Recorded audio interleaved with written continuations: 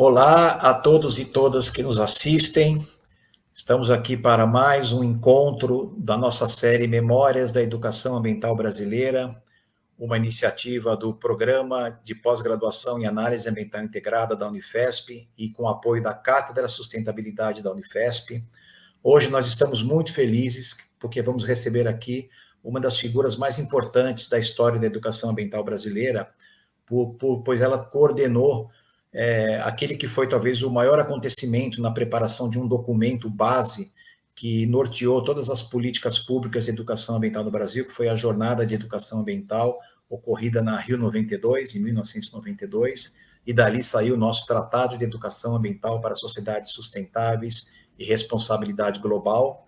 Estamos falando de Moema Wieser, que hoje vai nos brindar com toda a sua sabedoria, o seu conhecimento de uma trajetória muito longa, não só na educação ambiental. Vocês vão ver que ela vem de outras lutas anteriores à questão ambiental, vem da luta pelo feminismo, foi uma das grandes companheiras do trabalho de Paulo Freire, principalmente atuando na região nordeste do Brasil, com educação do oprimido, com a educação freiriana, enfim. Ela mesma vai poder contar essa história, é uma escritora, socióloga, com uma grande experiência e uma trajetória de militância e de lutas muito grande. Professora Moema, vou chamá-la de professora, porque a gente sempre aprende com os professores, e você certamente é uma das nossas professoras.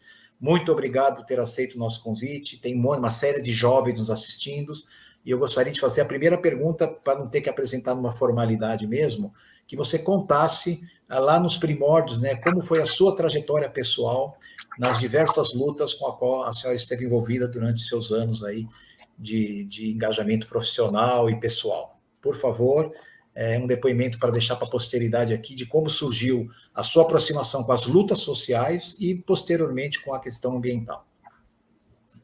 Boa tarde, professor Zygmunt, professora Andrea. Em primeiro lugar, parabéns por essa iniciativa, né? Porque um povo que não tem memória também não faz história, a gente fala, né? E que bom saber, né, que tem universidades que têm cátedras sobre a sustentabilidade. Isso tudo ajuda muito, né, a poder caminhar em vários aspectos, né? Eu me sinto particularmente à vontade desse convite de estar respondendo a uma proposta que procura retomar, né, as práticas e as teorias, né, referentes à educação ambiental. Eu tenho 83 anos, então tenho uma trajetória um pouco longa, né? Primeiro, eu, do ponto de vista assim, de compromisso e também de profissão, eu me formei como era possível para as mulheres naqueles tempos, né? Me formei como normalista, então, nessa área da educação.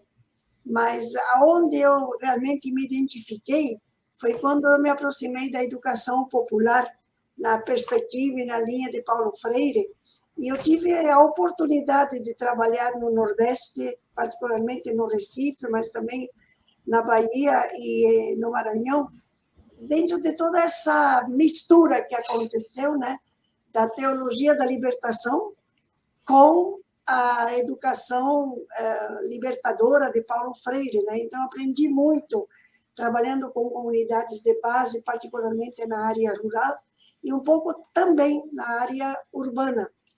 Eu era coordenadora de 9 grupos e aconteceu que isso foi paralelo ao que nos aconteceu no Brasil no tempo da ditadura, e apesar de estarmos em tempos de ditadura, lá pelos anos de 65, 66, né, nós tentamos continuar nos trabalhos que fazíamos, que eram mais trabalhos de educação, serviço social e também, claro, né, de evangelização. A gente procurava manter o que era possível dentro do espírito do que tinha sido o MEB, né, o Movimento de Educação de Base, nesta linha, né, da educação popular. E, claro, né, como eu circulava muito, também fui um tanto visada e, de repente, fui convidada para me apresentar para a Polícia Federal Por sorte, não me encontraram lá no lugar onde eu estava habitando, que era no sul da Bahia, mas eu tive que me exilar, né? Então, eu fiquei exilada de 73 até 1980, 1973 até 1980. Mas eu sempre falo, né, que tudo na vida é como uma moeda, né? Tem duas faces. O exílio é sempre muito difícil, né? Porque você deixa a pátria, deixa a família, deixa os amigos, deixa o próprio espaço, né, profissional e de engajamento e de amigos, né? Mas, ao mesmo tempo, eu tive muitas oportunidades, né? Uma delas foi participar num grande projeto que era da Universidade de Manchester, que fez um trabalho de campo no Peru, no Vale del Mantaro, e ali fiquei como assistente, né, de quem depois acabou sendo meu marido, Marcelo Grondin. E sempre eu fiquei com essa preocupação de como aquilo que a gente busca nos grupos que a gente pesquisa pode ser devolvido para eles, né? Isso eu aprendi muito na pedagogia de Paulo Freire, né? Como a gente não entra nesse mesmo esquema capitalista, né? Da produção de conhecimento, que você chega lá, pega os dados, retoma, vai estudar, aí faz a sua dissertação, seu TCC, sua dissertação de mestrado ou sua tese de doutorado, escreve, defende e vai para alguma estante de biblioteca, né? Então, desde aquela pesquisa que a gente fez em campo, a gente retornou àquela comunidade, que naquele momento era uma comunidade de só 3.000 pessoas, tinha sido muito importante, porque foi a primeira comunidade do Peru que conseguiu levar luz elétrica em 1930, mas depois a luz foi toda repartida para os centros maiores, né? Então, foi uma coisa muito especial, porque eles tinham muita documentação, então eu ajudei a fazer as fichas, tudo isso, para quem estava dirigindo a pesquisa, mas a gente teve essa oportunidade de socializar o que a gente tinha conseguido ver até aquele momento. Então, essa preocupação eu levei sempre em tudo que eu fiz como pesquisa, que finalmente se tornou como uma pesquisa e educação, né? A gente ficou na Inglaterra 2 anos e voltamos depois para o México, que era onde o Marcelo, meu marido, estava fazendo o doutorado. E, claro, né, dentro do que era a condição feminina naquele momento, né, no visto que me deram, eu só tinha licença de ficar no México para estar ao lado de Marcelo Grondin e depender economicamente dele, ou seja, eu não tinha licença de trabalhar. Aí fiquei fazendo o que eu podia, né? Tentei renovar meus diplomas, mas tudo isso é um processo muito lento, né? E até estudei bastante de música folclórica, porque eu tinha sido formada em música. E aconteceu, em 75, a primeira conferência das Nações Unidas sobre Mulher, Desenvolvimento e Paz, e, paralelo à conferência, aconteceu a Tribuna Internacional da Mulher. E aí eu fui convidada para participar dessa tribuna. E fui. E nessa tribuna, eu fiquei muito impressionada com uma mulher que vinha do centro mineiro, das minas de estanho da Bolívia, uma mulher que apenas tinha feito o curso primário, nem isso, até a 4ª série, mas que tinha uma lucidez, sabe, sobre tudo que se falava, ela se posicionava, a cada vez que davam 2 minutos no microfone, se posicionava refletindo sobre a sua própria condição de classe com relação a tudo que ela falava na tribuna. E daí eu sugeri para ela, depois que acabou a tribuna, se ela não queria que a gente pudesse fazer um trabalho que pudesse divulgar mais, né, tudo isso que ela dizia, com mulheres que tinham condições similares à dela, né, não só em acampamentos mineiros, mas na área rural e também na cidade, né. E aí ela disse, nossa, você é a 4ª pessoa que já me pede isso, já teve 2 advogados, não sei mais quem. Aí ela disse, eu não quero fazer o negócio da minha vida. Eu falei para ela, eu disse, não, a nossa ideia seria de voltar para a classe trabalhadora aquilo que vem dela, né? E aí a gente sentou, escreveu e corrigi tudo com ela, depois de ter trabalhado muito sobre os dados, a maneira como tinha organizado. Fui para a Bolívia, estava morando no México, né? Fui para a Bolívia para revisar com ela, né? E a metodologia que eu utilizei foi assim, bem dentro também do que era essa metodologia freiriana, né? Que era a reflexão sobre a ação. Então, eu fui juntando, né? Assim, como uma concha de retalho, se se pode falar, o que ela tinha dito num sindicato, numa universidade, numa rádio, com o que ela ia contando para mim pessoalmente da história pessoal. E esse texto, né, que teve como primeira edição, Se Me Permitem Hablar, em espanhol, em português foi publicado como Se Me Deixam Falar, acabou sendo publicado em 14 idiomas.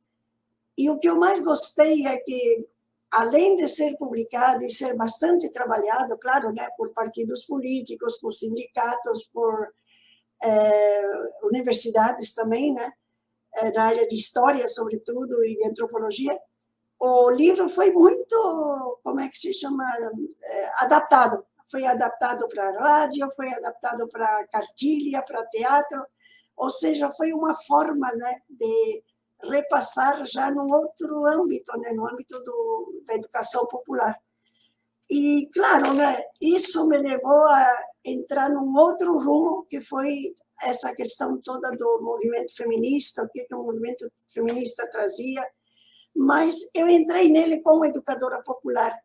E, nesse sentido, nos outros lugares que eu estive, né, que nós tivemos no México, 2 anos, ficava 2 anos em cada lugar, no México, na República Dominicana, inclusive no Haiti, eu fiz a mesma coisa, né?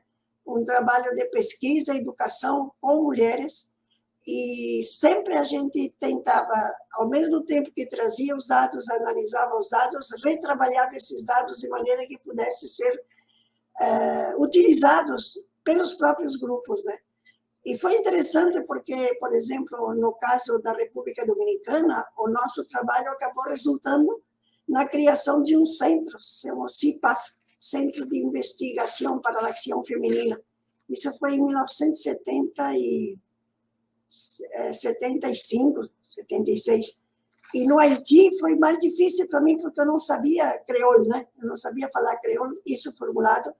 Por outro lado, quando eu quis fazer um trabalho com as Madame Sarah, que são as mulheres que praticamente são as que mais têm sido estudadas, né? Porque elas são não só as que plantam, mas as que vendem, né? Aí uma senhora me disse, uma senhora que eu tinha tido contato no México, ela me disse, olha, não tem nenhuma pesquisa ainda que foi feita nas zonas francas, que no Haiti não tinha praticamente nenhuma indústria nacional, eram todas zonas francas, né?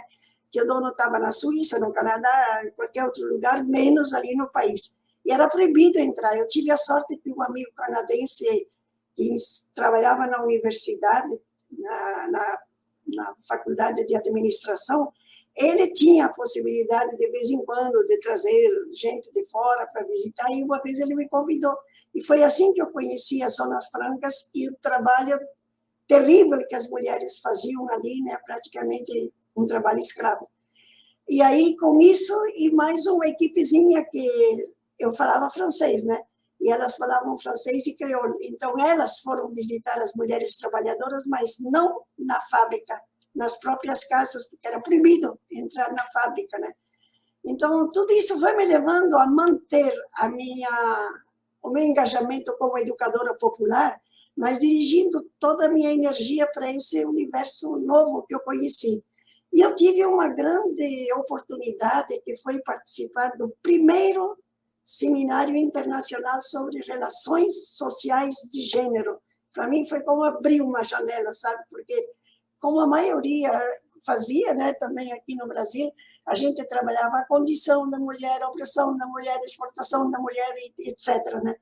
E ali nesse grupo, né, que tinha feito pesquisas em 10 países diferentes, né, e também de condições sociais e econômicas diferentes, né, elas trabalharam essa questão de que não se pode trabalhar sobre a situação da mulher se a gente não faz essa comparação com o que na sociedade se criou enquanto relações sociais, não só relações individuais, mas relações estruturais, né? Do que se confiava aos homens e às mulheres. E sempre foi assim durante milhares de anos, né? Tudo que estava relacionado com o poder político, religioso, militar, econômico, ficou na mão do universo masculino, né? E a unidade doméstica no universo feminino.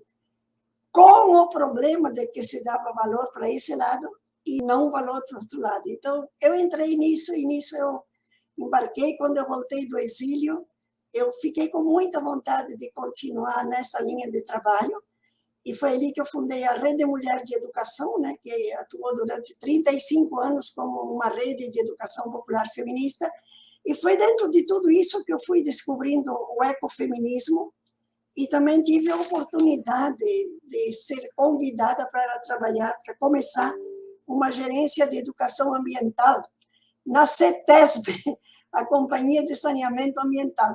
Para mim eram 2 desafios, porque eu sabia bem pouco de meio ambiente, né?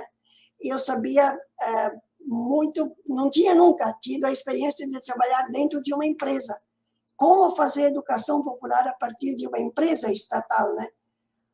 Aí a gente foi pensando, inventando e conseguindo, né, também, que a empresa aceitou, né, porque naquele momento tinha muito essa vontade, né, de realmente chegar a democratizar o país, né?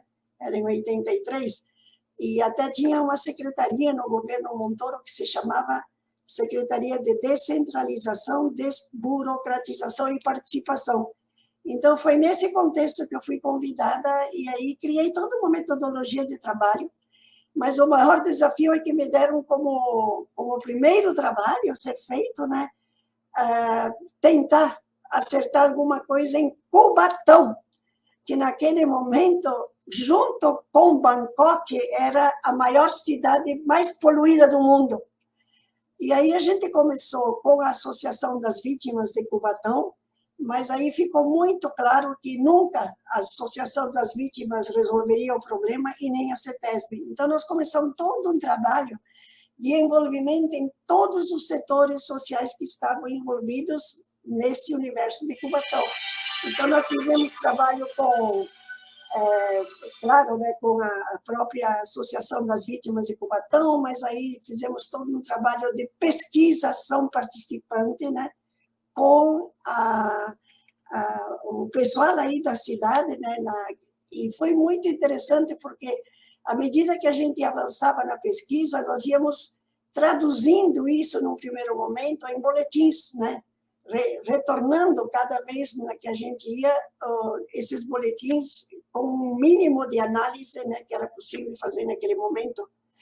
E quando, de repente, a gente viu que isso começou a ser, assim, sabe, colado nos bares, nas igrejas, no posto de saúde, e pouco a pouco demorou 1 ano e meio.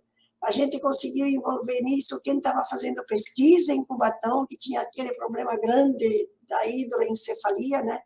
A gente envolveu, não dava para envolver a prefeitura, porque ainda era uma área de segurança nacional, então nós começamos a trabalhar com os vereadores, a gente ia por onde podia, né? Aí fizemos um trabalho com a Câmara de Vereadores, com as escolas, com os postos de saúde, com as igrejas, enfim, junto com os grupos da população, a gente conseguiu envolver todos os atores sociais. Mas o problema da poluição de Cubatão estava nas empresas, né? E até lá a gente realmente não chegava. E nem nós e nem a direção da CETESB, nós que éramos da educação ambiental, aí nós dissemos, né, para o nosso diretor, se a direção da CETESB não cria coragem, né, de ir lá falar com as empresas, então eu sei que foi o diretor, era o Werner Zulauf, ele foi lá para Cubatão, reuniram as 23 empresas que poluíam totalmente aquela cidade e conseguiram, né, chegar a certos acordos que fizeram com que a gente pudesse realmente ver Cubatão se transformando, né, 2 anos depois desse projeto, né, depois que também as empresas assumiram, como é que chama, compromissos com o governo estadual, 2 anos depois já tinha diminuído 30% a poluição de Cubatão. E aí outras coisas começaram a ser implantadas. A partir dessa experiência, para mim, foi uma coisa muito grande, porque junto com Cubatão, a gente começou a trabalhar em outras frentes, né? E uma delas era essa questão toda, né, da poluição por agrotóxicos. Eu lembro que o primeiro audiovisual que nós fizemos foi do agro ao tóxico, né? E foi muito interessante também, porque para mim ficou muito assim claro que a gente tinha que romper com aquele esquema que só pedagogo e sociólogo podia entrar na educação ambiental. Então, de repente, eu tinha biólogo na nossa equipe, tinha engenheiro civil, tinha gente das várias especialidades universitárias, né? Todo mundo querendo entender o que era educação ambiental, visto a partir dessa perspectiva, né? E de envolver todos os atores sociais até onde é possível, muitas vezes não dá para fazer tudo, né? Mas essa foi uma linha de trabalho que eu continuei depois, não importava se eu trabalhasse numa empresa ou no governo, né? Ou a partir da sociedade civil mesmo, em associações, que a gente trabalhou bastante também, em ONGs, né? E dentro da Rede Mulher, foi o que eu criei logo logo depois da ditadura, né? Também a gente conseguiu implementar ações bem interessantes, né, de refletir sobre as relações de gênero relacionadas com a questão do meio ambiente. Então, um dos cadernos que a gente produziu, que foi publicado, até eu vi que tem muita coisa que está na internet, foi é o Outro Jeito de Ser, o título, né? Que foi com mulheres trabalhadoras rurais, e como educadora popular sempre eu pergunto o que é que vocês querem para escolher qual é o tema gerador, né? E elas pediram, vamos trabalhar sobre os agrotóxicos. E aí a gente trabalhou, né, essa questão de agrotóxicos na produção e na reprodução da vida. Quando a gente apresentou os resultados, foi muito interessante. Primeiro, num ateliê que a gente fez com as mulheres, mas depois na assembleia dos sindicatos, né, que era na federação toda que estava lá, 300 homens, mais ou menos, pouquíssimas mulheres. E a gente foi mostrando isso e trazendo no âmbito do mundo também o que acontecia. Vários choraram porque nunca tinham imaginado o que significava trabalhar isso a partir, né, de como está estruturada a sociedade, né, e como eles estavam envolvidos dentro de tudo isso sem perceber. Uma das coisas mais fortes, que até as mulheres fizeram isso numa peça de teatro, era como facilmente os homens se deixavam convencer pelos técnicos que vendiam agrotóxicos, e as mulheres não queriam e diziam por A mais B por que não devia. Uma das coisas que elas disseram, de que adianta vocês virem nos ensinar ou nos ajudar, por exemplo, a plantar ervas medicinais, etc., né? Se logo aí do lado vem outro jogando, naquele tempo ainda dava para jogar por avião, né? Então, é muito interessante isso de trabalhar a questão das relações de gênero, não importa em que assunto, né? Mas trabalhar a partir dessa perspectiva da questão estrutural, de como está organizada a sociedade, e a gente nasce dentro dela e se envolve sem nem perceber, né? Então, foi muito interessante isso, e foi aí que mais e mais eu fui me envolvendo com o ecofeminismo. A minha grande referência é a Vandana Shiva, né, que certamente vocês conhecem. Sim. E com ela a gente teve a oportunidade de estar juntas várias vezes, e ela esteve conosco na Rio 92, e realmente quando ela trabalha toda a questão, né, por exemplo, do cultivo das sementes, da guarda das sementes, da guarda da vida, ela mesma sempre dá esse depoimento, né, de como ela tinha feito o mestrado, eu acho, lá no Canadá, e tinha recebido o convite para trabalhar na questão da energia nuclear lá na Índia, e coincidiu que ela foi ver a luta das mulheres de Chipko, na Índia, né, contra algumas imobiliárias que queriam acabar com aquela região para colocar uma barragem, etc. E ela ficou tão impressionada com a reação das mulheres que diziam: não adianta continuar falando, vocês nunca nos vão devolver o canto dos pássaros, vocês nunca vão nos devolver o ar puro que nós temos por conta dessas árvores, vocês nunca vão nos devolver a água limpa que nós temos, vocês nunca vão nos devolver essas margens que nós aproveitamos bastante quando a gente pode plantar. Então, não teve mesmo possibilidade dele, né, chegar no acerto, e elas conseguiram vencer. Então, foi assim, né? Agora, eu acho assim, para mim, um ponto alto que eu vejo assim, que eu tive na educação ambiental, é que eu colaborei bastante também, assim como voluntária, né, no Conselho de Educação de Adultos para a América Latina e também no Conselho Mundial de Educação de Adultos. Nos dois, para um programa que eles quiseram implementar de educação ambiental. E coincidiu que num seminário que eu fui, eu sempre aproveitava tirar as férias quando tinha esses convites, né? Teve um seminário na Suécia, e aí eu disse: olha, no ano que vem, se vocês querem se reunir lá no Rio de Janeiro, vai ter a Rio 92, né? A segunda conferência sobre meio ambiente e desenvolvimento. E aí o pessoal decidiu que sim, que vinha para cá, para o Brasil, que vinha para o Rio, mas que daí me pediam para eu organizar alguma coisa. E aí veio a ideia de organizar a primeira jornada internacional de educação ambiental. Ô, professora, acho que aqui tem então a gente pode fazer um apanhado, já que nós vamos passar pela a ideia do tratado e da jornada, principalmente. Eu acho importante a gente deixar registrado, né? Quando eu sou professor de educação ambiental e converso muito com jovens, e a gente defende sempre uma ideia de que agora, com o seu depoimento, está cada vez mais claro, de que a educação ambiental ao longo dos anos, principalmente 60 e 70, ela não está presente como uma luta de movimento social muito concreta, porque ela, na verdade, existiam outras frentes de luta, né? Tanto no Brasil como no mundo, e aí o combate à poluição, o feminismo, o espaço da mulher, a educação popular, né, os oprimidos, né, todas as lutas, os movimentos sociais são anteriores à luta ambiental. No Brasil vivíamos uma ditadura, então esses momentos coincidem, né? Ao mesmo tempo que a gente tentava implementar uma pauta ambiental na sociedade ao longo dos anos 70 e 80, principalmente, estávamos simultaneamente lutando pela redemocratização do Brasil. Então, não havia uma pauta única, né? Era tudo muito misturado.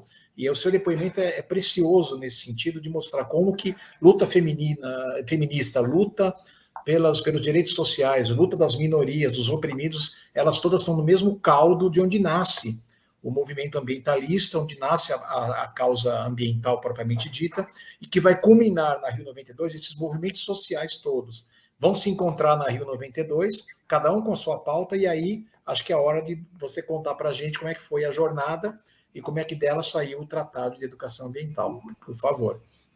Eu acho bem importante o que o senhor está trazendo, porque, olha só, eu, como educadora popular feminista, contribuí bastante, eu sempre comento isso, né, para questões antiambientais. Por quê? Quando a gente não tem essa consciência ambiental, a gente, por exemplo, no caso aí das mulheres, né, dos bairros periféricos de São Paulo, a gente queria demais facilitar um pouco a vida. Então, teve algumas coisas que foram fundamentais no movimento de mulheres, né? Conseguir telefone público, né? Conseguir asfalto nessas regiões periféricas, né? E depois, mais para frente, a questão das creches para as crianças, né? Mas a gente, por conta desse tal de asfalto que todo mundo assinava e apoiava, quantas bicas de cidade que tinham água pura foram fechadas, né? Quantos córregos foram fechados? Então, por isso que eu digo, né, toda uma evolução que foi se dando por conta da situação do mundo e do avanço da consciência da gente, né? Então, eu acho assim, é bem importante isso que o senhor falou, da gente ir pensando, né, aonde é que a gente vai se juntando e por quê. Porque acho que agora a COP26 também deixou muito claro que tudo está conectado, né? e depois eu vou falar um pouco com relação à questão dos indígenas, né? Como é importante a gente conseguir juntar os vários movimentos e um apoiar o outro. A gente vai precisar fazer mais tempo para isso, eu acho, sabe?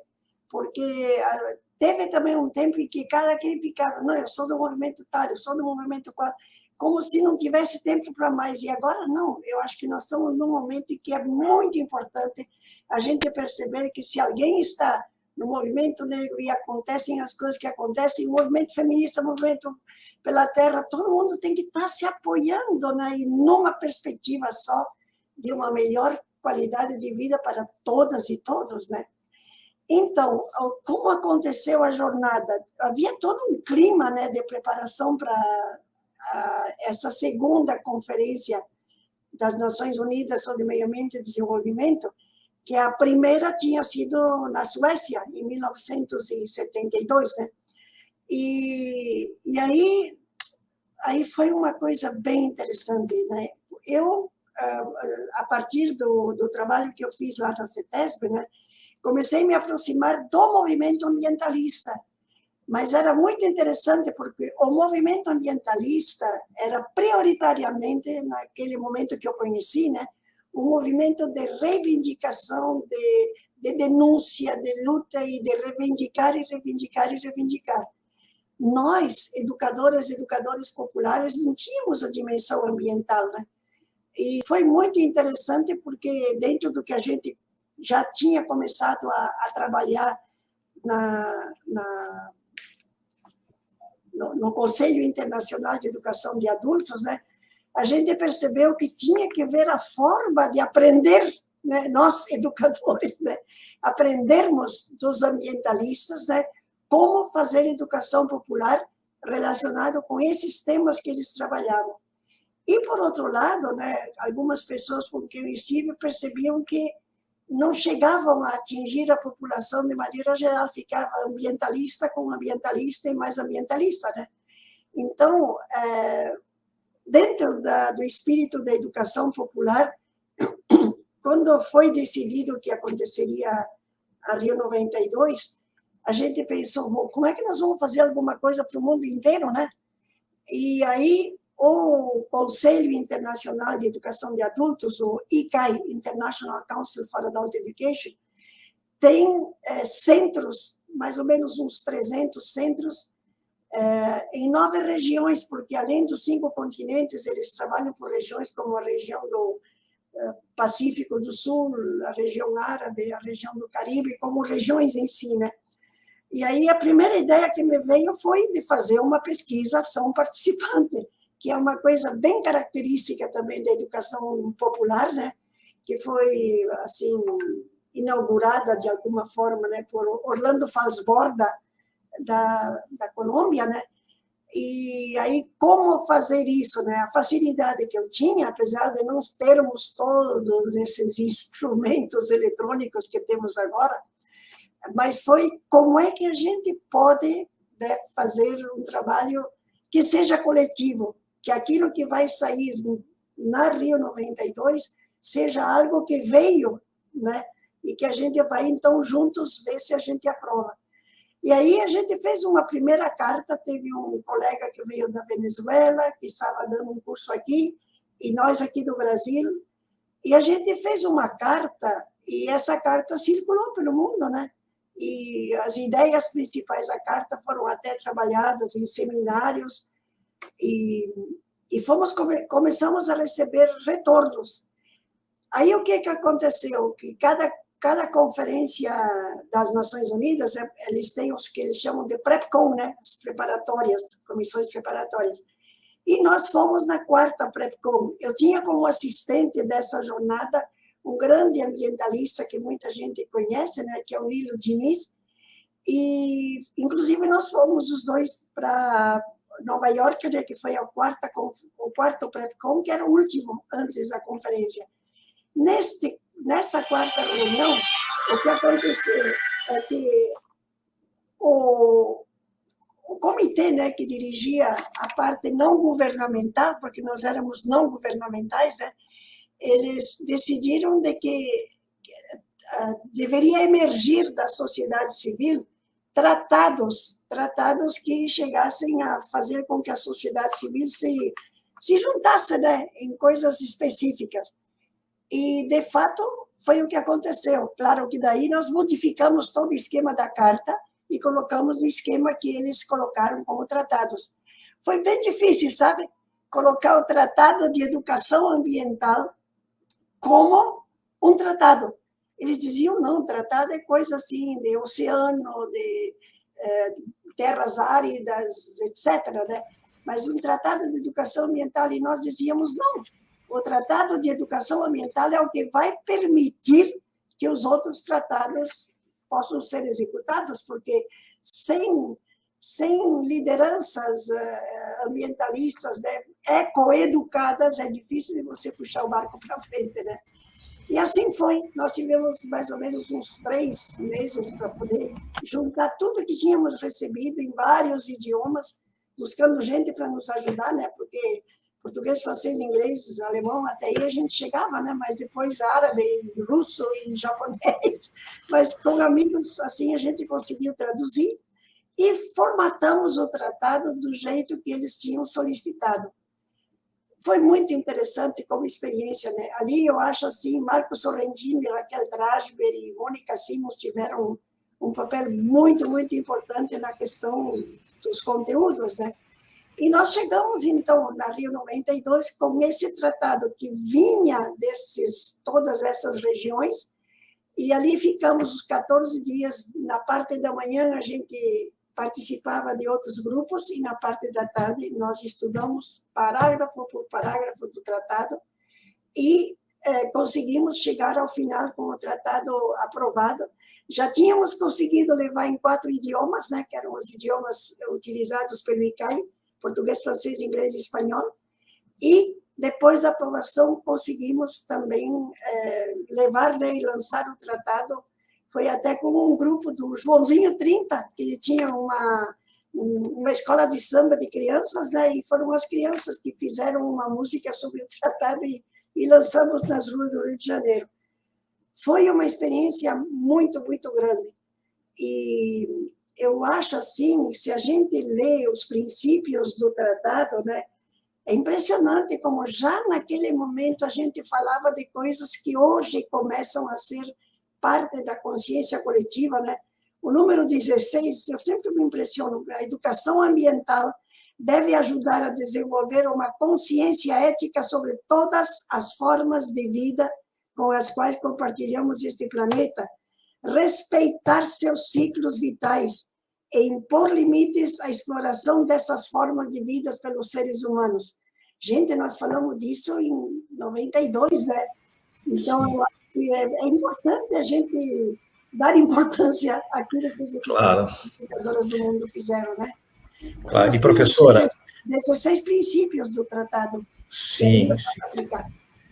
Não, justamente, agora entrando no tratado, né, eu vou dar um depoimento pessoal, né, eu tive a honra de estar presente lá na tenda, na 92, estive, ainda era um pouco mais jovem, nem tinha a percepção clara do que estava acontecendo ao meu redor, mas tive a honra de participar de alguns debates ali, na elaboração do tratado, nas tardes que a gente passou ali na tenda, mais discretamente do que o Marcos e a Raquel, que estavam mais protagonistas mesmo, mas eu estava ali como uma testemunha do que estava ocorrendo.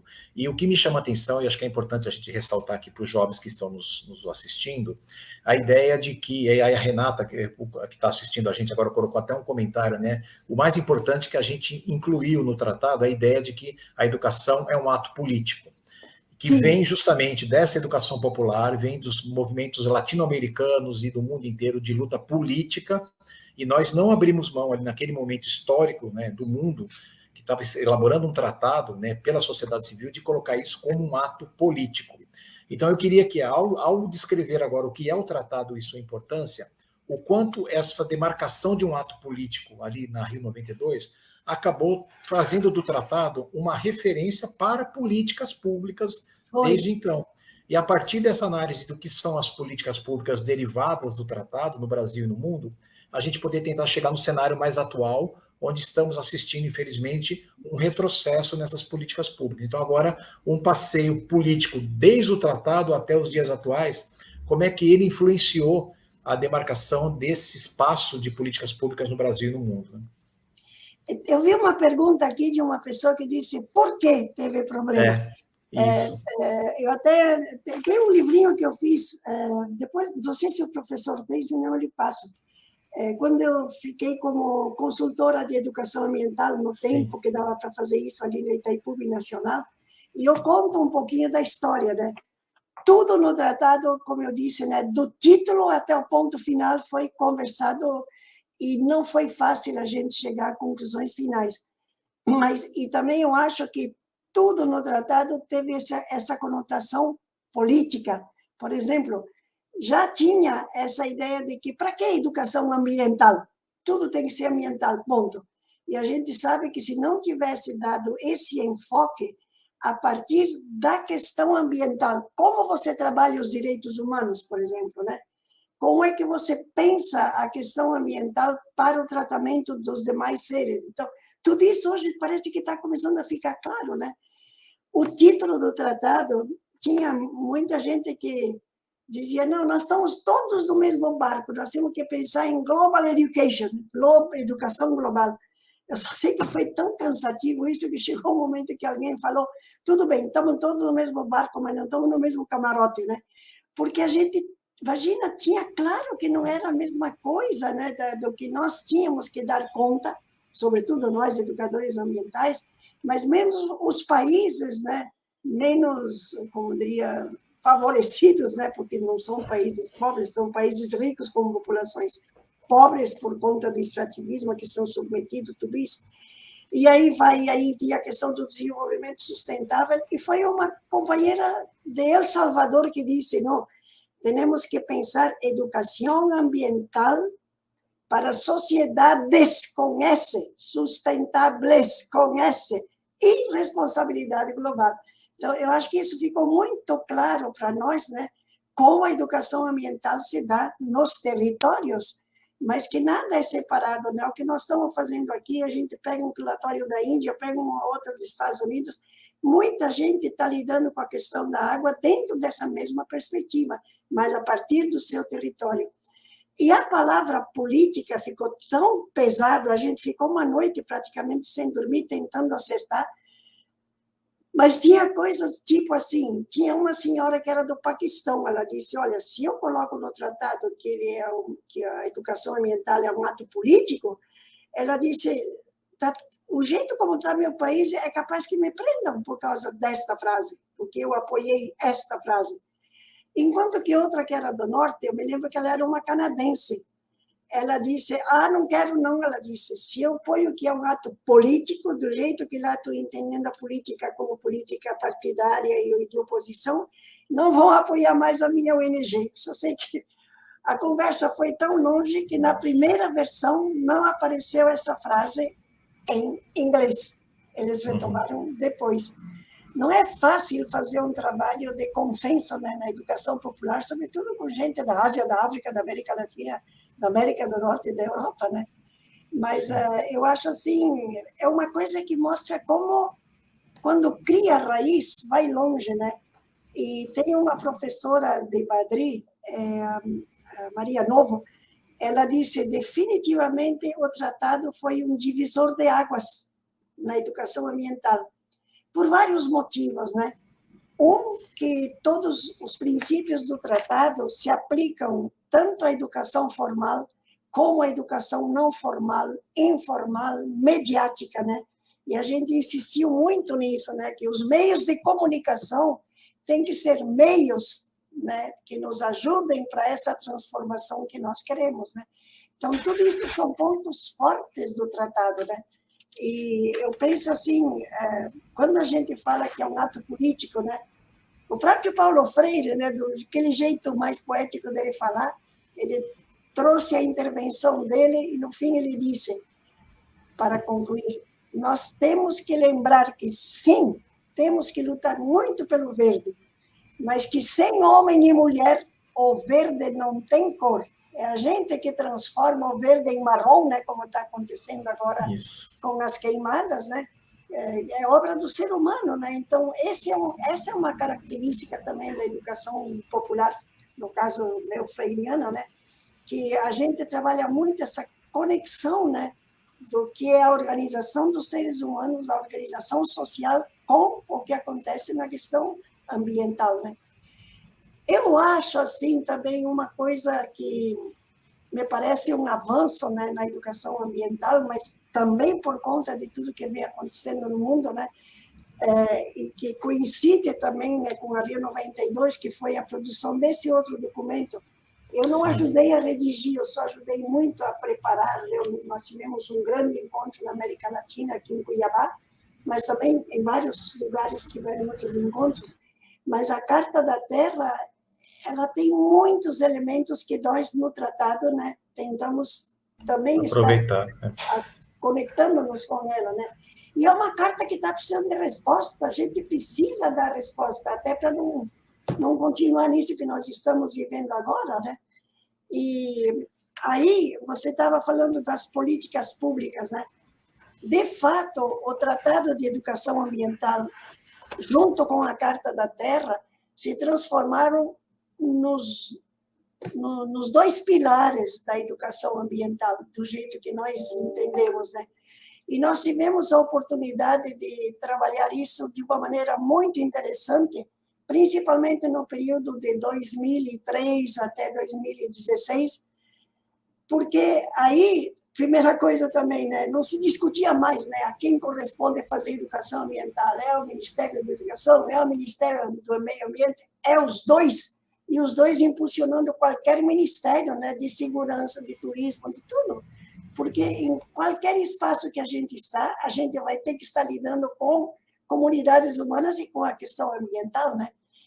E então foi muito interessante. Foi no tempo em que estava o Marco Sorrentino na educação, na diretoria de educação ambiental do Ministério do Meio Ambiente, e a Raquel Trasber no Ministério da Educação. E os dois ministérios formaram, então, o grupo gestor, né, com a participação de várias pessoas que representavam vários segmentos da sociedade e de organizações.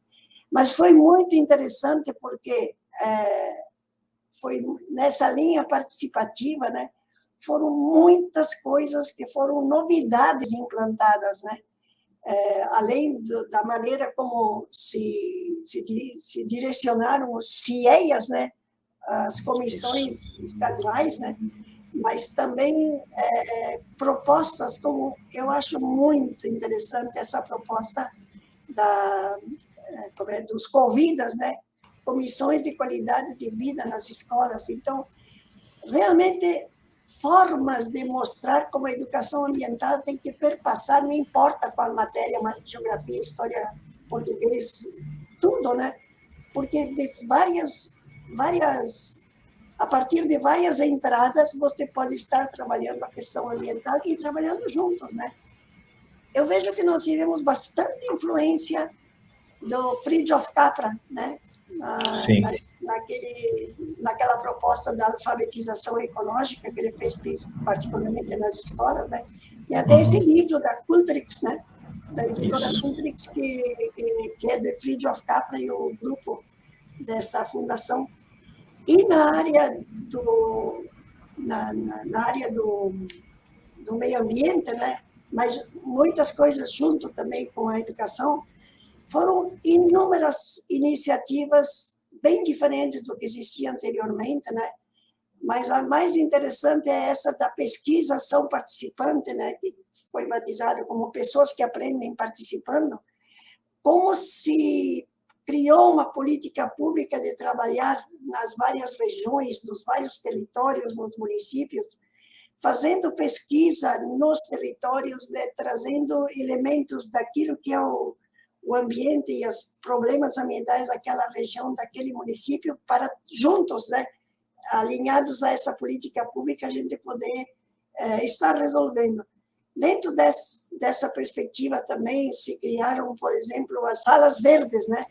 Muitas aqui na região em que eu estou, né, que é o oeste do Paraná, se criaram várias salas verdes que funcionavam, por exemplo, nas bibliotecas municipais, ou em outros lugares, quando não podia ser na biblioteca municipal, onde as pessoas sabem que vão e ali tem, de maneira privilegiada, o acesso às informações ambientais, né? Aí também uma coisa que eu achei muito legal, porque eu trabalhei bastante aqui, eu trabalhei como disse, né, como consultora de educação ambiental na Itaipu Nacional durante 10 anos, né? E a gente fez esse trabalho, né, de círculos de aprendizagem para a sustentabilidade. Aí a equipe de Itaipu era 3 ou 4 pessoas, mas a gente aí criou o programa FEIA, que era a Formação de Educadores Ambientais. Durante 2 anos, a gente conseguiu formar 300 educadores e educadoras ambientais a partir desta ideia, né, da água como matriz ecopedagógica. E como a partir da água você juntava gente que trabalhava com plantas e ervas medicinais, agricultura orgânica, agricultura ecológica, na questão da pesca não predatória, enfim, eram vários programas. E aí ficou claro que a educação ambiental tinha que estar em tudo, né? Digo, você tem que estar em tudo, tem que formar mais gente, né? Claro. A avaliação que fizeram no final do programa, eu já não estava, é que mais de 8.000 pessoas tinham sido envolvidas nesse trabalho de formação, né? O que foi interessante nesse programa, né, é que era de 2 anos. Aí, quando a gente terminou o primeiro ano, a gente disse, bom, agora nós vamos preparar, né, o que vai ser o resultado. Em vez das pessoas terem que escrever uma memória, né, escrever um documento, a gente disse, agora vocês, então, vão reprisar, pelo menos para 10 pessoas mais, o que vocês aprenderam. E foi muito legal. Tem gente que escolheu uma rua, a gente escolheu um córrego, uma que escolheu um escritório de contabilidade, que ela trabalhava, né, que gastava muito papel, muita luz. Então, aquilo que entendeu, aquilo que aprendeu, e tudo isso foi transformado em grandes painéis, né, que ficavam expostos no encontro, que era um encontro anual que havia de todos os educadores ambientais. Então, são formas novas também de atuar e interessar as pessoas, né? E cada quem criava do jeito que achava melhor. Então, foi uma experiência muito interessante. E, além disso, também toda essa ideia, né, que eu acho que o Marcos insistia muito, de municípios educadores sustentáveis, né? Essa ideia remete àquilo que eu falei antes, né? Não adianta querer que os educadores e educadoras ambientais façam tudo, nem se tem apoio da universidade, não faz tudo. A gente tem que chegar a conseguir falar com os órgãos públicos, né? E também com cooperativas, com sindicatos, com empresas. É todo mundo que tem que se educar, né? E essa ideia é muito importante e ela não é muito fácil, sabe? Eu falo para os vereadores e vereadoras, digo, por que vocês não criam um curso para aprender como faz boas proposituras? Que às vezes fazem cada bobagem, né? Sem perceber como aquilo que eu faço hoje como uma lei, o outro vai ter que desfazer amanhã, sabe? Porque nós estudamos, não sabemos, né? E eu fiquei muito impressionada quando nós criamos juntos o menu desse curso que eu falei de 2 anos, né? Uma das primeiras demandas foi da gente falar com os educadores ambientais sobre a legislação. Por quê? Porque os legisladores fazem as leis, né? E daí os educadores não sabem das leis, e da mesma forma os educadores querem fazer um trabalho e os legisladores não são ecoeducados. Então, é tudo isso que tem que ser revisto, eu acho, né? É um outro paradigma, né, professor? Sim. De uma vez que nós estamos todos necessitados de ir para frente. Então já que estamos falando de paradigma, professor, olha só, me permita, não, até pode ser a senhora continuar no raciocínio aí, olha só. Quando você apresenta que lá na hora de elaborar o tratado, haviam realidades diferentes, a mulher do Canadá, a do Paquistão, né, não querendo incluir a questão do ato político no tratado, isso nos remete àquela velha dicotomia que depois no mundo acabou se revelando como 2 formas de entender a educação ambiental, né? A ONU tentando nos impor uma pauta de educação ambiental para o desenvolvimento sustentável e os educadores ambientais que aderiram ao nosso tratado, a Carta da Terra, na lógica de educação ambiental para sociedades sustentáveis, quase que no dilema do paradigma, que a senhora comentou agora de paradigma, de um movimento hegemônico para um movimento contra-hegemônico, e a educação ambiental se situando no movimento contra-hegemônico. E por conta disso, ela está sendo lida durante os anos agora mais recentes como uma pauta contra o sistema capitalista, contra o progresso, contra o desenvolvimento, e, portanto, uma pauta dita de esquerda, vamos dizer assim, e, portanto, os atuais retrocessos estão em cima de uma ideia latino-americana, acho que dos países do Sul, de uma educação ambiental política que tem que ser banida porque ela é perigosa para o sistema que está vigorando como hegemônico. Queria fazer um pouco agora, aproveitando essa história dos paradigmas, como é que a gente assiste esses retrocessos, o que eles significam, né, para a educação ambiental. Então, essa questão do sustentável, né? Nesse caderno que eu fiz sobre a Carta da Terra, eu trouxe um artigo do Leonardo Boff, ele está também na internet, que tem como título Um ethos para salvar a Terra, onde ele aborda exatamente essa questão, né, do desenvolvimento sustentável e como isso foi assunto, né, de discussão, de controvérsia, até dentro da comissão que escreveu a Carta da Terra, né, para entenderem que não dá para a gente pensar em desenvolvimento sustentável como se fosse uma coisa linear, né, e que a Terra pudesse infinitamente seguir a gente ajudando a mais ou menos melhorar o que a gente tem hoje, né? É uma virada total que a gente precisa, né? E aí ele diz, né, que todos os documentos internacionais aplicam esta categoria de desenvolvimento sustentável, que foi a fórmula pela qual o sistema mundial imperante conseguiu incorporar as exigências do discurso ecológico. Mas, como ele explica, né, a palavra desenvolvimento vem da economia, e da economia imperante, que tem como objetivo a acumulação de bens e serviços de forma crescente e linear, mesmo que custe a depredação ecológica. E é esse que é o gerador das desigualdades que nós temos, os desequilíbrios, né?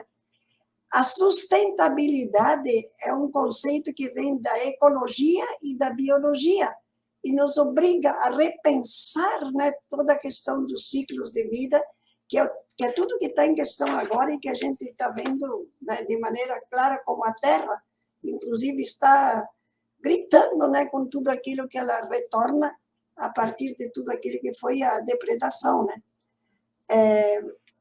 A pergunta era... Não, agora a gente assistindo esses retrocessos, né, que a gente vê, sim. tanto na temática ambiental como na política, quanto que isso... Eu fiquei pensando, né, assim, é tanta coisa que tem que repensar.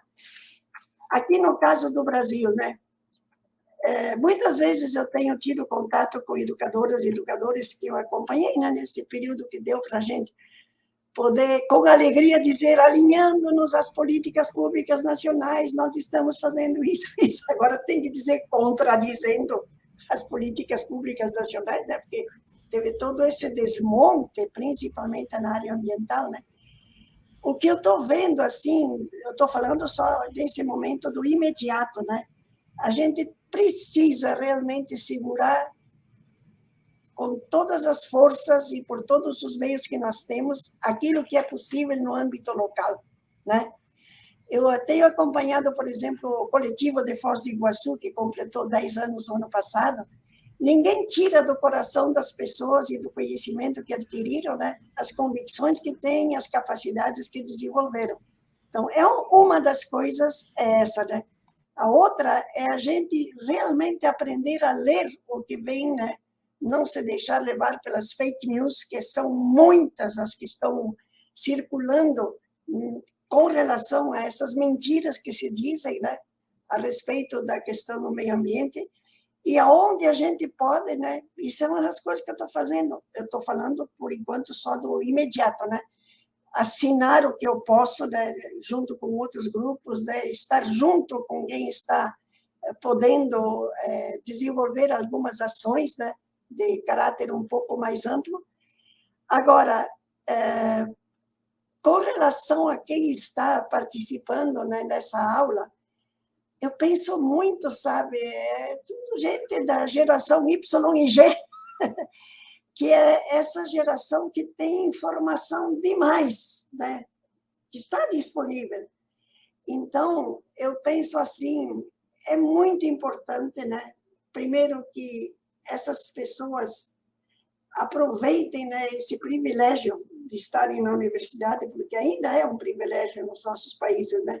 De estarem na universidade e realmente se apropriarem, né, de tudo aquilo que é o melhor que já se produziu, e, ao mesmo tempo, sabe, isso que eu acho que gente da minha geração não aprendeu a fazer, é como fazer dos meios de comunicação realmente, sabe, meios de estar disponibilizando, né, a informação, a comunicação e trazendo gente para ação concreta, né?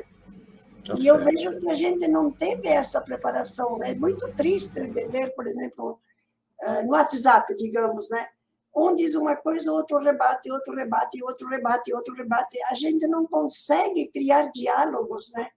Então, eu vejo assim, mesmo na minha família, muitas vezes eu digo, mas diga qual é a fonte da qual você se inspirou. A pessoa repete, passa para frente, não sabe.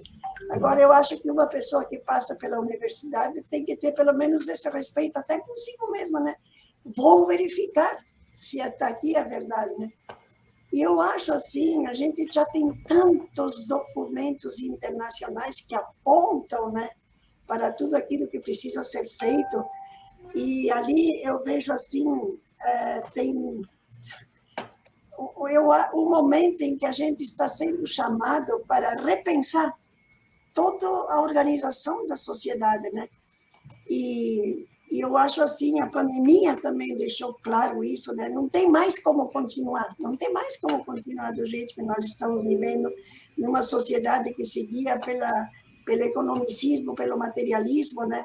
Pela meritocracia, para quem pode estudar ainda, pela essa questão da divisão, né? E toda essa questão toda, né, que ainda funciona, do racismo, do patriarcado, isso tudo tem que, de uma vez, ter pessoas que vão pensando diferente e agindo diferente. E eu estou participando de 3 redes globais, né? E em todas tem uma coisa que se repete, né? Não dá para pensar uma mudança global a partir das Nações Unidas, por exemplo, né? Ou a partir de alguma rede global. A gente tem que, aonde vive, lá onde está, realmente criar espaços onde se mostra que é possível viver diferente e estar junto com outros que fazem a mesma coisa, né? E, sobretudo, eu penso, sabe, professor, é uma coisa que não é tão fácil de fazer, mas essa mudança da geografia mental. Mês passado me pediram para dar uma palestra sobre a Amazônia, porque tinha o Fórum Social Panamazônico, né? Aí eu disse, olha, eu só participo se me deixam falar da Amazônia aqui. Aí foi tão difícil, sabe, até com eles, que não era só um diálogo, que eu estou falando da Amazônia aqui. E aí eu convidei um amigo ambientalista de Asunción, Paraguai, e o outro que é da Argentina, Rosário, né? E aí nós mostramos por que as cataratas do Iguaçu estavam quase secas, por que o Rio Paraná está quase seco. Tudo isso tem relação direta com o desmatamento da Amazônia. E o desmatamento da Amazônia tem relação direta com muita gente do sul que vai para lá com essa mentalidade, né? Se puder, vai plantar até soja até dentro do oceano, né? Isso. Então, essa coisa que eu falo da mudança da geografia mental é no sentido da gente olhar mais, né, para a Terra, o planeta, como é que ele tem seu planejamento, como ele tem que necessita, né, da reconstituição dos seus ciclos de vida. Isso é uma coisa que tem que permear qualquer matéria que a gente estude, né, de uma maneira, de outra. E tudo isso é um trabalho grande que se apresenta até para as universidades, né? Sim, não é bom ter numa universidade um super curso de teoria e prática de educação ambiental, e o resto da universidade não é capaz nem de saber como se coleta a água da chuva, sabe? É verdade, é verdade. Porque isso também é uma coisa, né, que a gente vê muito Isso. nas universidades, né? Fala, fala, fala, fala, mas dentro da própria estrutura esquece, né, de ver como que se recicla os materiais, né, que a gente ali produz, que podem ser reciclados, como se recolhe água da chuva, como se cria essa mentalidade nova, né, de respeito entre nós, seres humanos, e dos demais seres com quem nós partilhamos esse ambiente, né? Eu não sei se eu respondi ao que você Respondeu, claro, claro.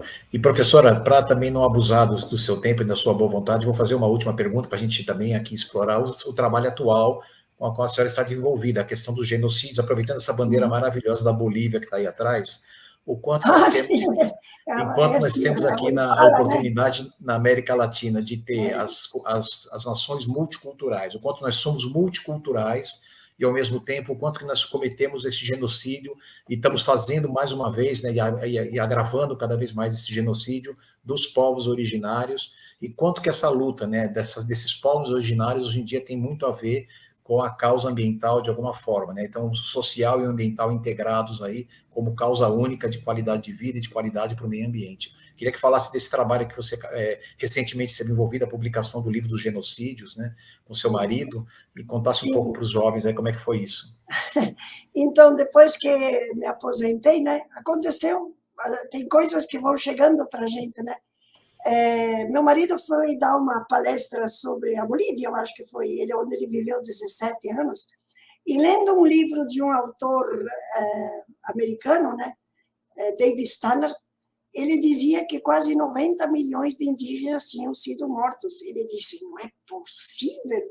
Aí ele começou a pesquisar, e de repente nós tínhamos um arquivo inteiro, sabe, cheio de dados dos vários países, e foi tão impressionante que ele decidiu, né, de escrever algo e me perguntou se eu topava de estar junto, né? E a gente tem sorte porque, como eu digo, né, qualquer moeda tem duas faces, então, por conta até do exílio também, né, e também do que ele tinha vivido, o Marcelo é canadense de origem, viveu 17 anos na Bolívia, eu sou brasileira, né, agora nós estamos morando aqui, e quando estávamos no exílio, a gente morou no México, mas também trabalhamos no Caribe, né? E aí a gente começou a procurar, né, e tínhamos sorte que, como ele é antropólogo social, nós tínhamos bibliografia interessante, né? Entre outros, os livros do Bartolomé de las Casas, 3 volumes que ele escreveu sobre a história das Índias, que é um relato do que ele viu, ele pessoalmente viu em Santo Domingo, depois em Cuba e depois também no México.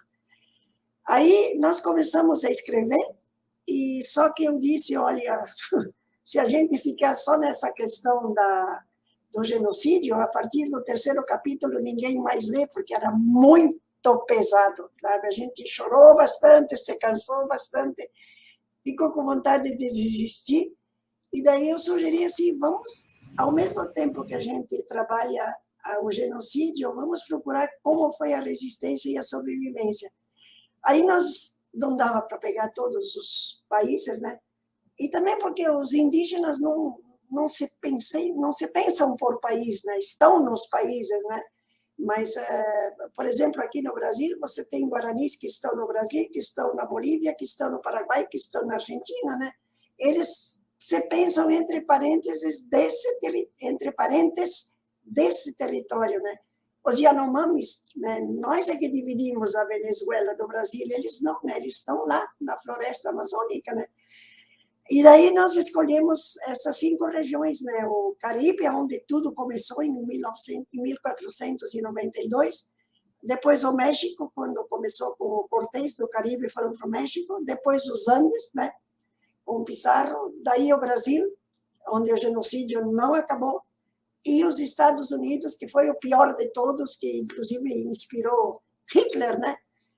Com a questão do extermínio total. E aí, a gente, nessas 5 regiões, nós, assim, estatisticamente e trabalhando, a gente chegou à conclusão de que mais de 70 milhões foram mortos, né, nestas 5 regiões, né? E, pelo que falam esses outros escritores, até agora, do que se conhece, foi o maior genocídio da história da humanidade, né? 70 milhões de vítimas, né, entre os povos originários do que hoje a gente chama de Américas, né? E trabalhamos, então, resistência e sobrevivência. Aí nós publicamos aqui, com a ajuda de alguns amigos, né? E agora temos ele publicado pela editora Bambuá, mas quando a gente foi, assim, publicar, foi uma ideia da editora, né?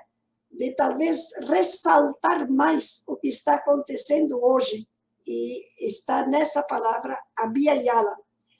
Abya Yala é o nome do território Kuna, né, dos índios Kuna, que ali na região de Panamá e é o norte da Colômbia, que quer dizer terra que floresce, terra madura.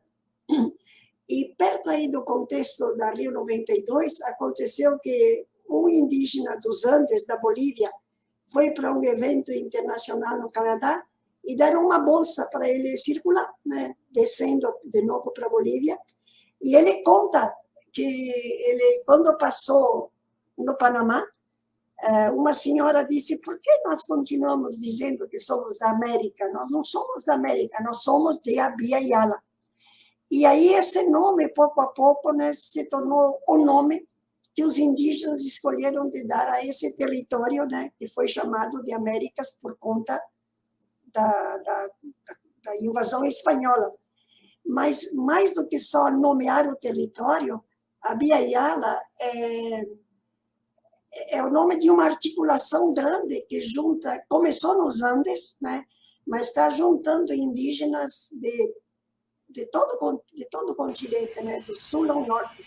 E eles têm coisas muito lindas que, como nós dizemos, né, eles perguntam, mas como surgiu esse livro? Eu digo, gente, foi fruto da nossa ignorância, porque a gente viveu nesses países, nunca nós tínhamos atirado nisso que a gente descobriu depois estudando durante 4 anos, né? E então o Abya Yala mostra assim quanto os indígenas podem nos trazer nesse momento, sabe? Eu realmente sou uma aprendiz deles nesse momento. Eu acho que eu posso, né, de lives, de entrevistas, do que eu consigo ler também, né? A gente tem muitos homens e mulheres, vale a pena a gente conferir, né? Pode pegar no YouTube, é muita coisa que eles têm para nos dizer. E tem um senhor que é um filósofo aimara, ele disse, está na hora da gente entender que este presente já é passado, ou seja, o jeito que nós estamos vivendo não tem como mais continuar, ou a gente se destrói, né? Que foi o que foi falado muito na COP26. Ele diz, o futuro está atrás, ou seja, a gente precisa aprender dos indígenas, né, que conseguem se juntar conosco utilizando os novos meios de comunicação, mas não desenvolveram toda essa questão que é propriamente assim o jeito de ser do capitalismo, né? E aí no último capítulo, que é sobre a Abya Yala, então eu trago alguns exemplos, né? Por exemplo, eles têm uma maratona que eles passam um bastão, né, de uma região para outra, não? Eles percorrem mais ou menos 9.000 quilômetros, sai um grupo do Alasca e outro grupo da Patagônia, e se encontram lá no centro, ou Guatemala ou no México, porque eles têm uma profecia, né, de que vai haver esse encontro da águia com o condor, que são 2 animais, para eles bem representativos, e o quetzal da Guatemala é um pássaro que simboliza essa questão da unidade, né? Cada 4 anos eles fazem essa maratona a pé, andando, né? Frio, calor, chuva. E aí tem outra coisa muito interessante que começou também no contexto da Rio 92, que eles têm encontros praticamente anuais dos xamãs, dos grandes sábios, né, espirituais deles, para intercambiar entre eles, né, tudo aquilo que eles sabem e que pode ser útil depois para passar para as comunidades. Eles têm também o que eles chamam de cúpulas continentais, já fizeram 6 a cada 4 anos também, onde eles juntam, né, tudo aquilo que eles sabem, tudo aquilo que eles vivem e tudo aquilo que eles podem propor para nós aqui nas Américas e para a humanidade, né? Uma coisa que eu acho muito lindo é a Declaração dos Direitos da Mãe Terra, que veio, muito interessante isso, né? Veio da COP15, que aconteceu lá na Dinamarca. Eu estava lá em 2009. Foi tão forte essa divisão entre o Norte e o Sul, que quando chegou na hora de fazer a declaração final, os do Norte tinham feito do jeito deles, e aí os do Sul não quiseram. Como não teve jeito de se acertar, o Evo Morales, que era então presidente da Bolívia, disse: vamos fazer uma cumbre de los pueblos, e convidou para fazer a cúpula dos povos aqui em Chiquipaya, em Cochabamba. E nesta cúpula dos povos foi redigido o documento, a Declaração dos Direitos da Mãe Terra. Essa declaração foi em 2010, né? Em 2012 foi entregue para as Nações Unidas, mas até agora eles não conseguiram, sabe, ser capazes de assinar. Vai acontecer com a Carta da Terra, né, que levou de 92 para 2000 para ser assinada. Algum dia eles vão aceitar também, porque está sendo imperante, né, isso, acho que vai acontecer. E, sobretudo, eu acho que se alguém comprar esse livro, vale a pena, porque eu só citei, né? Mas quanta coisa que eles já nos disseram nas conferências das Nações Unidas, principalmente nas conferências dos climas. Então, eu termino o livro nosso dizendo: nós estamos num tempo de chorar por tudo que foi desgraçadamente feito, estamos num tempo de celebrar por tudo aquilo que significa a resistência, a sobrevivência, mas estamos também num tempo de aprender. E este é o meu tempo da maior minha aprendizagem, porque, como educadora popular, eu vou viver, não ter a vergonha de ser feliz e cantar a beleza de ser uma eterna aprendiz. É assim que eu me defino. Ótimo, professora. Nós só temos a agradecer que também estamos aqui aprendendo, somos aprendizes, e isso está também no tratado, né? Somos eternos aprendizes de tudo. E eu tenho certeza que os jovens que nos assistem agora vão guardar essa mensagem final e importante que a senhora nos transmite, a sua trajetória inspiradora, que só continua, será muito longa ainda, muitas COPs virão, muitas novas lutas virão pela frente, e esses tempos de retrocesso que nós aqui estamos lamentando, principalmente no nosso país, são tempos passageiros. Nós já tivemos tempos piores, já lutamos, já vencemos, e a esperança está sempre nos unindo, e temos sempre que olhar para frente e aprender com os povos originários, com os movimentos populares, enfim, olhando para o passado, mas para construir principalmente um futuro melhor. Professora Moema, eu só tenho a agradecer pela gentileza, né, de ter participado desse momento. Está tudo aqui muito registrado, tenho certeza que durante muitos anos pela frente as pessoas poderão ter acesso a este material, e com isso talvez novas gerações possam se inspirar também, e quem sabe transformar o mundo num mundo melhor que nós sonhamos desde lá do passado e que estamos tentando construir aqui no presente. Muito obrigado por ter aceito o nosso convite. Eu vou encerrar por aqui, talvez passar para a senhora dar uma última mensagem para todos que estão nos ouvindo. Então, se alguma pessoa tiver interesse, assim, aqui tem algumas explicações, né, de tudo um pouco que eu expliquei aqui, que é uma jornalista, amiga minha, que escreveu a história de uma facilitadora da inteligência coletiva, que é assim que eu me sinto também, né? Porque eu acho assim, sempre o que a gente pode fazer juntos é mais do que aquilo que a gente pode fazer sozinho, né? E eu quero muito aprender com gente como vocês, né? Sobre o que significa tudo isso que nós já trouxemos para vocês, a gente poder incluir naquilo que hoje está se chamando a pedagogia virtual, né? Como diz o Pierre Levy, a gente está, né, nessa idade de sermos cibernautas, mas são vocês que têm a possibilidade de nos ajudar. Muito obrigada, professor, por esse convite, foi um privilégio. Ótimo, o privilégio foi nosso. Eu vou, então, em cima das palavras, concluir aqui a nossa apresentação. Na semana que vem teremos outros convidados que já foram citados pela professora aqui, o professor Marcos Sorrentino estará presente, a professora Raquel já esteve presente, são companheiros de longa jornada, e nós estamos tentando traçar aqui justamente as memórias da educação ambiental brasileira, esse é o nome da nossa série. Não poderia deixar de ter a participação da professora Moema nessas memórias. Esse material estará disponível para todos, então vou encerrar por aqui e convidar todos para que assistam às novas entrevistas que virão. Muito obrigado, professora Moema, muito obrigado a todos que nos assistiram, e a gente termina por aqui.